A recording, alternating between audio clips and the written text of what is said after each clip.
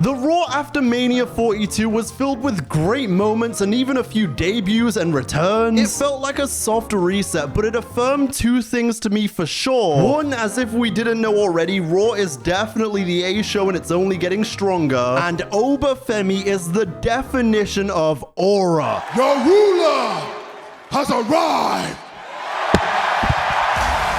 Like I said recently, it's called Oba now, not Aura. Super powerful way to open Raw after Mania. This show is often considered by many as the season premiere after Mania was the season finale. And if you believe in that framing, there's no doubt about it that Oba Femi is going to be the main character arc for the next year. I actually think now, given what we saw at the end, that they are going to save Oba Femi in the world title push for later in the year. Because Jacob Fatu would show up on Raw to confront Roman Reigns. There can only be a couple reasons you would come out here. I must assume it's to acknowledge me. Nah, that ain't it.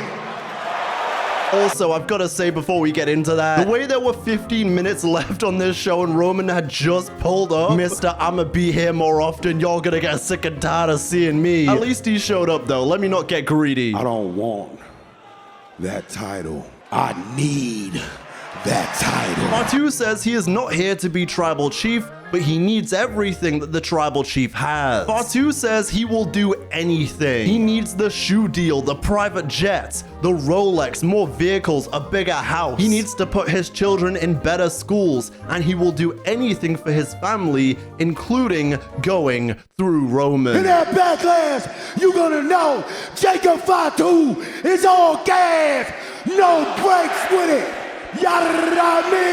Roman says he agrees and he wants all those things for him as well. Maybe Jacob can beat him, but if you can beat him, can you handle the burden of holding this title? If you can't beat me, can you handle the burden of having to acknowledge me?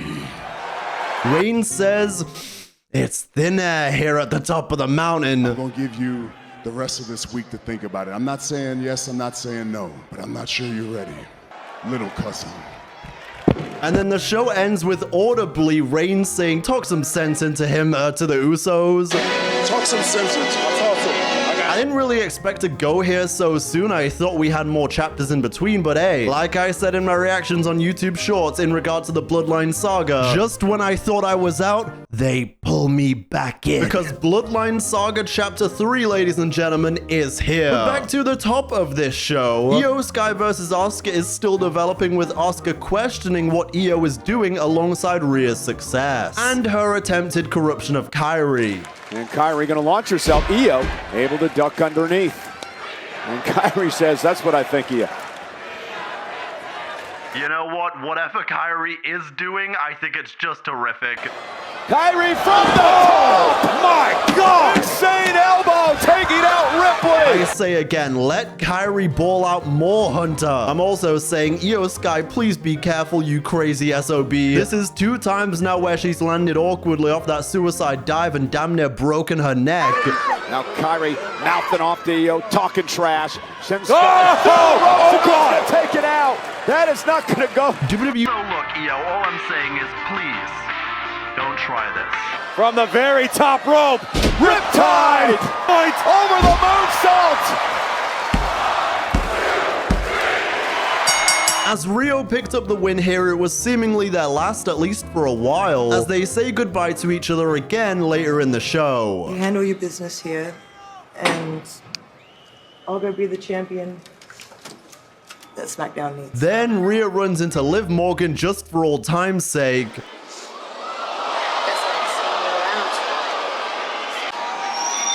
I'm looking forward to it. Perhaps this is a hint at a champion versus champion showdown at Crown Jewel later in the year. But yeah, look, I love Rio. I'm just feeling a bit insane. Like, we did this goodbye segment a month ago or so. I know we did. And then a matter of weeks later, they were back together for the sake of storyline convenience. And because the brand split is clearly quite dead in many respects, which I think I'm coming to terms with, I mean, especially after this episode. So hopefully to give them both a fresh start, it's official this time. Not that Rio trio isn't fantastic. I really do love them. But Rhea establishing the title again on SmackDown would do wonders for that show and that division. And given all the NXT call-ups that we're seeing right now, I really hope SmackDown gets some stronger competition in the women's division. They need it. Or if they don't get any, I mean, we gotta start treating Jordan Grace and Chelsea Green more seriously. Then, after Rio versus the Kabuki Warriors, we had the first call-up of the night. Ethan Paige is officially signed to Monday Night Raw.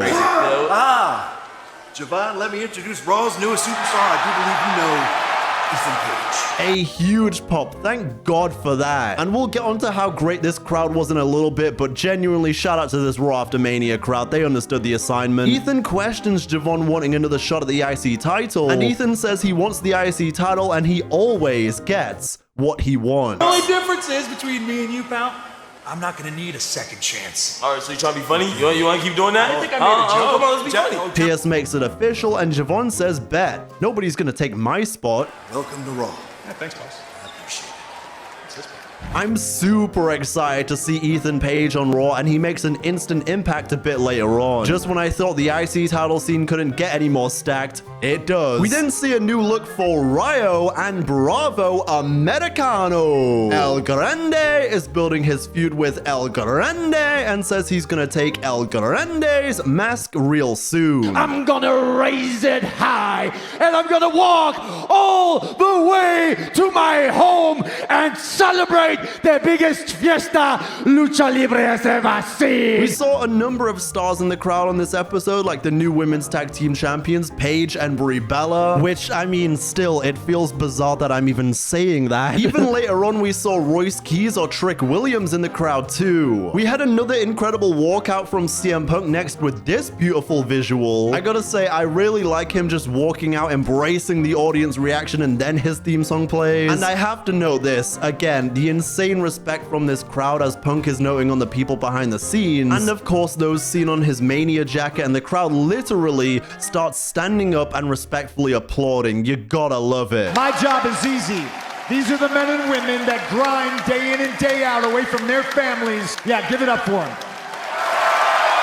You guys totally understood the assignment, and God bless you all. Because I feel like the credit should always be as loud as the criticism, and if I can critique these what-chanting bastard crowds, I'm gonna go ahead and give crowds like this their props. Really good job. Punk goes ahead and says the people and being world champion gave him an anchor and a reason to fight back tears and process this grief. It is a super powerful and galvanizing promo from Punk, as he says he's not gonna rest on his laurels. He plans on staying ready because you never know when a title opportunity is gonna fall out the sky. And then the WWE champion Cody Rhodes would interrupt and you've never looked worse. Clearly though, that Punk kick was no joke. They basically hint at a future match between Punk and Cody. I just gotta stay ready, because you never know when a championship opportunity is just gonna fall out of the sky. And Cody basically ending this by saying, just say when. Hey Punk, just say when. Gonna be super interesting to see if this is something they're building for SummerSlam or for Mania next year in Saudi Arabia. Because Punk Cody was always destined eventually, but is this a long-term or shorter-term play? Then we had a great vignette for Finn Balor, who discusses dealing with Dominic at Mania and then notes on his history with JD. He gives JD McDonagh his props, but says the betrayal hit different with him after all they had been through from Ireland and beyond, and he's gonna put him down tonight. JD, this is gonna be one of those full circle moments, because I brought you into this business. I'm gonna take you out. Then we'd have the Raw in-ring debut of Ethan Paige versus Javon Evans. I really love both these guys, and I thought this was fantastic. It got time, but then it ended with Rusev showing up, still pissed about the ladder mania cutter, and Javon, with that brief lapse of concentration, gives Paige enough time to kill him with a smile. Here it comes. Up top, Paige caught with her. Now there it is. Twisted grin. And the cover.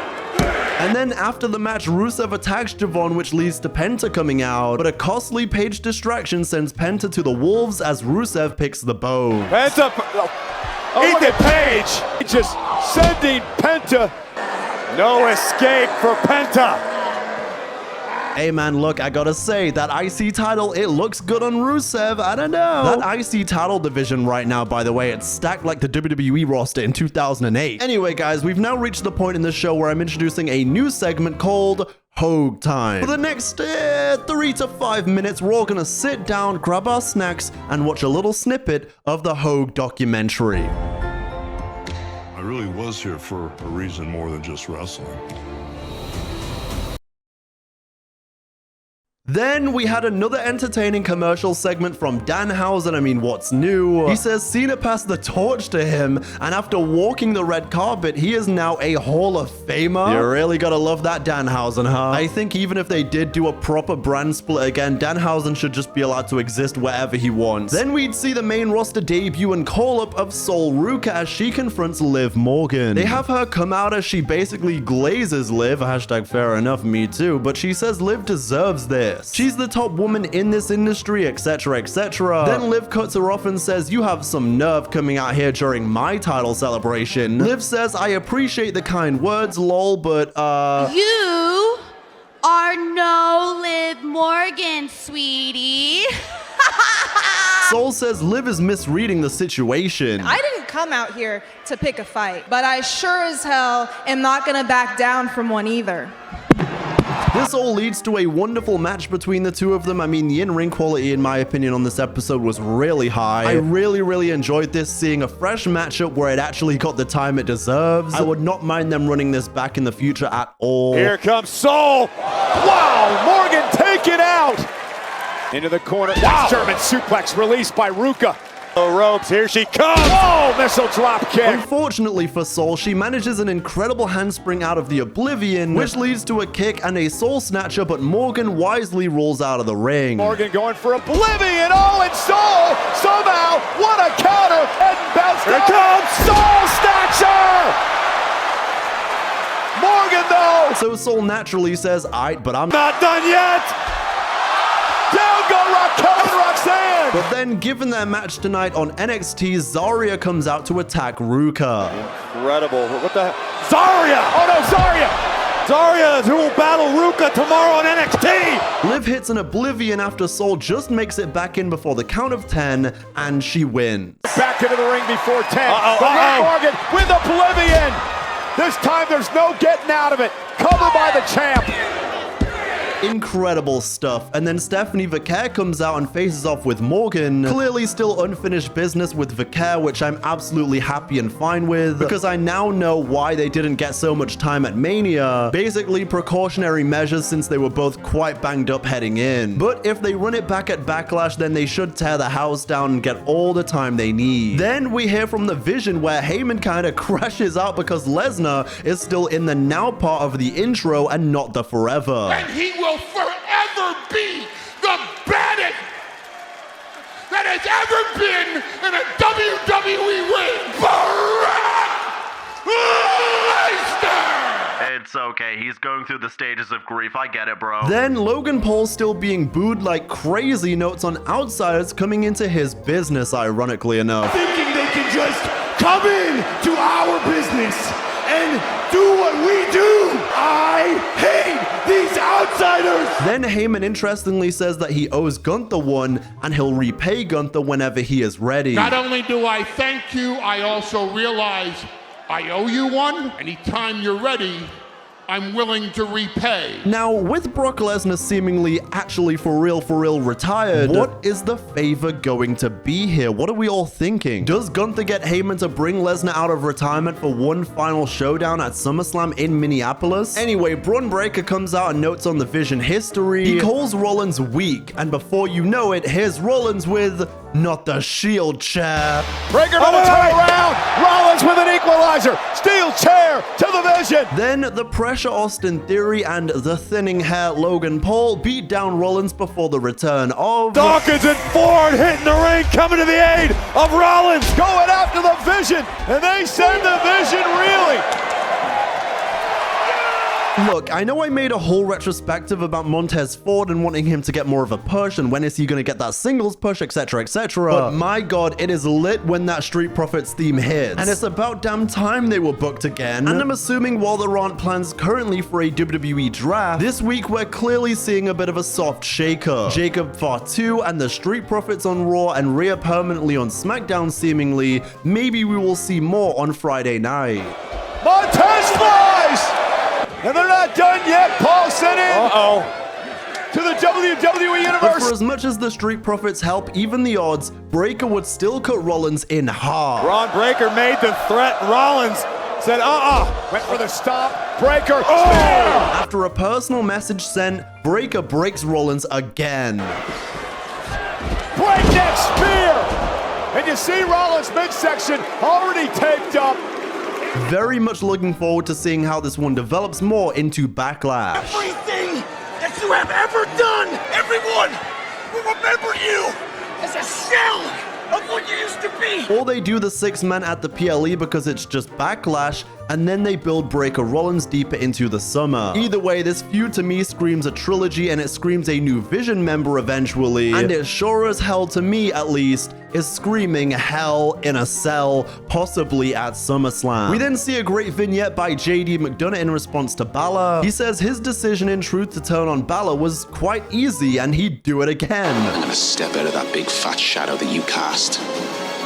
I'm gonna show the whole world what I already know. Finn Balor we all knew and loved is dead.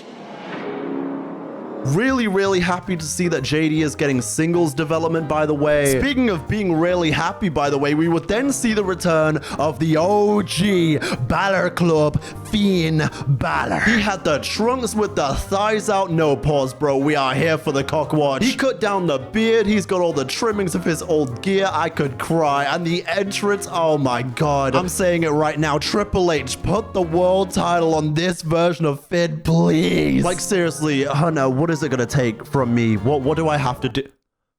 I've got it. Ladies and gentlemen, Mr. Conway Hogan. Mistakes shown through. Most of us think of Hulk Hogan as the king of the ring.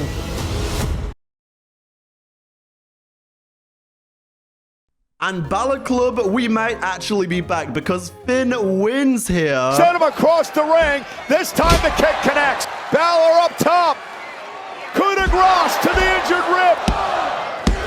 Balor with the win. Then after the match, Dominic comes out and briefly takes out Balor. But this version of Balor is real.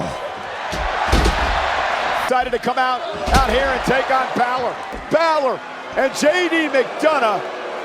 And then we hear from Gunther, who doesn't specifically know on what the favor is that he wants from Heyman, but he says everyone should get ready to see the world title around his waist very soon. And then enter LA Knight. Yeah! Basically, both men are eyeing the world title. And look, there is no doubt about it, as a diehard LA Knight fan and a diehard Finn Balor fan, despite my clear delusions and blind optimism, I'm ready to get hurt again. Guys, LA Knight is winning a world title this year, and so is Finn Balor. Then we found out that, Joe is coming to Raw and is the newest member of the brand starting next week. Wait a minute, this has got to be a mistake.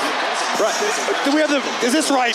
Joe Hendry's going to be on Raw in concert. He's on Raw for good now. Oh my. Which again, I mean, I kind of enjoyed his cameo on SmackDown at the end of last year. So I'm really hoping that SmackDown can get some new names this week because I really feel like that product needs a reset like a motherfucker. And then of course we had the Rio segment, which I already discussed, and the Fatu Reigns showdown. Overall, I thought this was a super strong night after Mania. It felt like we set ourselves up for the year to come with this, you know, season premiere. And I'm really looking forward to see where we go heading into Backlash and, you know, the pay-per-views throughout the summer. And I'm really excited to see what a full-time Roman Reigns could look like, because if that motherfucker starts wrestling on Monday Night Raw, we are gonna be in for one hell of a summer.